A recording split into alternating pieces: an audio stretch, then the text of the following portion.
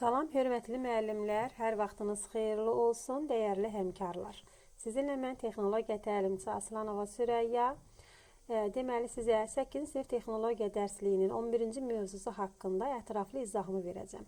Gəlin diqqətlə qulaq asaq. Deməli, əziz müəllimlər, bu mövzumuz tavanın təmir texnologiyası haqqında olacaq. Gəlin ümumiyyətcə görək tavanın təmir texnologiyası özü nə deməkdir özlüyündə. Deməli, müəllimlər, istənilən binanın təmiri əlbəttə ki, tavandan başlayır. Təmir üçün hansı materiallar seçilməsindən asılı olmayaraq, hazırlıq işləri eyni olur müəllimlər. Yalnız asma və qurulma, belə deyək də, asma və qurulma konstruksiyalı tavanlardan başqa bütün digər növ tavanlar təmiri aparılan təmirlər yəni eyni tələbdə cavab verir. Deməli, müəllimlər, gəlin görək tavan təmirə necə hazırlanır? Deməli, tavan təmirə müəllimlər hazırlamaq üçün əvvəlcə onu köhnə dekorativ materiallardan, yəni o qalıqlardan təmizləmək lazımdır. Bunun üçün tavanın səthi dəmir rəngsaz malası ilə qaşınır və sonra suvanır və sonunda malallanma aparılır deməli. Sonraki işlər təmirin növündən asılı olaraq əlbəttə ki, dəyişə bilər. Bunun üçün, əziz müəllimlər, mənzilin tavan təmiri edilməsi üçün bir neçə ardıcıllıq var, gəlin onlarla tanış olaq. Deməli, birinci ardıcıllığımızda tavanın malallanması və rənglənməsi işləri aparılır.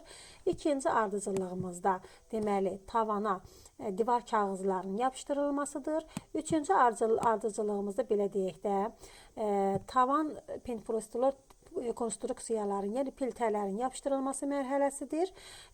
Penopolistirol piltələrin və dördüncüdə isə asma tavanların quraşdırılmasıdır. Yəni burada alçıvanların quraşdırılması aparılır. Deməli, müəllimlər, belə deyək də, gəlin baxaq görək ümumiyyətcə tavanın malallanması və rənglənməsi texnologiyası nədən ibarətdir? Deməli, ümumiyyətcə hər hansı bir düz səthi əldə etmək üçün tavana yapışdırılmış piltələrin birləşmə xətləri əlbəttə ki, hamarlanmalıdır. Yəni, bunun üçün başlanğıc və son malallanma aparılmalıdır. Bu məqsədlə tavana əvvəlcə boya ilə astar çəkilir. Boya süngərli mütəkkə və yaxud da ki, enli fırça ilə çəkilə bilər. Quruması üçün gözləmək lazımdır bir neçə müddət. İlkin mala materialı olaraq əlbəttə ki, otaq hərarətində olan su ilə qatılır və qatı kütlə alına dəkdə qarışdırılır. Qarışdırılma əlbəttə ki, elektrik drilinin, yəni biz keçmişdik də elektrik drilində, yəni mikser driller ki var keçmişik sizlə, yəni mikser ağızlığının köməyi ilə aparılır. Həmin bu mikser drillə aparılan qarışdırılma əlbəttə ki, daha keyfiyyətli, daha yaxşı məhlul əldə olunur. Deməli, qarışıq 1 sm-dən artıq piltələr arası boşluqlara xırda gözlü rəngsaz toru vasitəsi ilə çəkilir. Tor boşluq xəttinin tən ortasına yerləşdirilir və hazırlanmış qatı malalama kütləsi ilə möhkəmləndirilir. Deməli, piltələr arası boşluqlar hamarlandıqdan sonra bütün tava əlbəttə ki, malalanır. Əlavə olaraq bir daha astarlanır, sonra nazik qatıla son malallanma aparılır. Quruyandan sonra əlbəttə ki, sumbata kağızı ilə, deməli, quruyandan sonra sumbata kağızı ilə hamarlanır, astar çəkilir və boya ilə rənglənir sonunda. Gəlin görək müəllimlər, ümumiyyətcə tavana kağız çəkilməsi texnologiyası nədən ibarətdir? Deməli, əlbəttə ki, tavan əvvəlki kimi, bu keçdiyimiz mərhələ kimi təmirə hazırlanmalıdır. Bundan sonra ilkin malalama aparılır. İridənəli sumbata kağızı ilə hamarlanır və astar çəkilir. Kağızların yapışdırılma istiqamətini əlbəttə ki, hər kəs özü seçə bilər. Məsələn, tavanın eninə və yaxud da ki, uzunluğuna etmək olar. Yəni, bunun üçün də bir neçə mərhələ var ki, gəlin onlarla tanış olaq. Deməli, birinci mərhələdə süngərli mütəkkə və yaxud da ki, enli fırça ilə tavana kağız zolağının eni üstəgəl 10 sm artıq yapışqan çəkilməlidir. İkinci mərhələmizdə divar kağızı divardan başlayaraq çəkilməlidir. Deməli, müəllimlər, təmiz süngərli mütəkkə ilə bütün uzunluğu boyu hamarlanmalıdır. Üçüncü mərhələmizdə kağızın kənarlarından çıxan yapışqan quru əski ilə hansı əski ilə silinməlidir? Kağızın kənarından çıxan yapışqan. Əlbəttə ki, quru əski ilə silinməlidir. 4-cü mərhələmizdə isə digər kağız əvvəlkinə və elə birləşdirilməlidir ki, həmin bu yapışdırılma xətti bilinməsin deyə.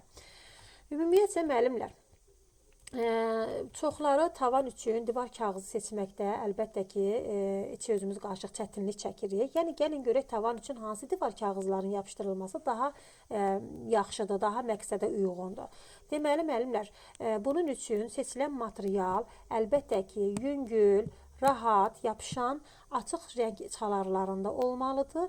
Məsələn, deyək ki, kağız əsaslı materiallar tavan üçün daha, belə deyək də, məsləhət görülür. Yəni, tavan təmirindən ən əlverişli vasitələrdən biri penoplestirol piltələrdir. Yəni, belə deyək də, hamarlanmış səthiyyə malik tavan belə piltələr yapışdırmaq üçün münbit sahə hesab edilir. Deməli, müəllimlər, penoplestirol piltələrin yapışdırılma texnologiyası gəlin görək nədən ibarətdir. Deməli, piltələr tavan mərkəzindən kənarlara doğru yapışdırılır. Yəni, tavanın ortasından kənarlara doğru yapışdırılmalıdır. Yaxşı yapışma əldə etmək üçün piltələrin arxa tərəfi direllə bərkidilmiş metal, belə deyək də, ağızlı fırça ilə işlənməlidir müəllimlər. Deməli, yapışqan piltənin 5 nöqtəsinə qoyulur, testə düşür bu hissələr. Yapışqan piltənin hansı nöqtəsinə qoyulur? 5 nöqtəsinə qoyulur, kənarlara və mərkəzə doğru. Piltə, belə deyək də, tavanın nişanlanmış nöqtəsinə qoyulub, bir neçə dəqiqə sonra götürülür. Sonra bir dəfəlik yapışdırılmalıdır. Yapışqan tutmamış piltə düzəldilərək yerinə yaxşıca oturulmalıdır. Deməli, divara çəkilmiş kağızlara, əlbəttə ki, tavanın lövhələri arasında qalmış ara məsafələri penoplestiroldan hazırlanmış karniz ilə tutulmalıdır. Nə ilə tutuldu? Karniz ilə tutuldu. Divarlar və tavan işlənib qurtardıqdan sonra karnizlər qoyulur. Yəni, gips kardon lövhələrdən yığılan və istiqamətləndirilməsi olan asma tavan çox etibarlı və möhkəm quruluşa malikdir əziz müəllimlər. Onun üstünlük, belə deyək də, üstünlükləri, bir neçə dənə üstünlükləri var ki, onlarla gəlin tanışılaq. Yəni, birinci, qüsursuz düz səthi əldə etmək mümkündür. Sonra, kommunikasiya xətləri ki var, yəni onlar tavanlar arası sahənin, belə deyək də, gizlədilmə imkanına malikdir.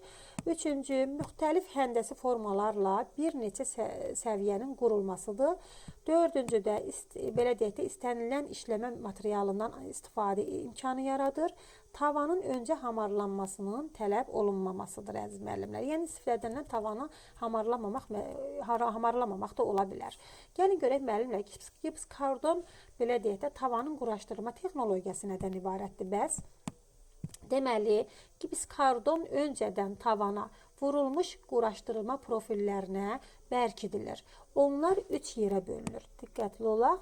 Yəni, hər biri, belə deyək də, quraşdırmanın mühüm tərkib hissələri hesab edilir hər biri.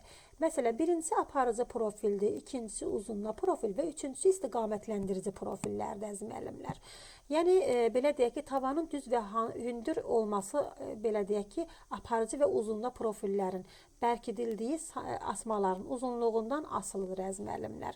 Yəni, onlar kəsişmə nöqtələri, belə deyək ki, krap ilə əlbəttə ki, bərkidir. Yəni, bu elementlər krap adlanan bərkitmə üsulu ilə bərkidirlər.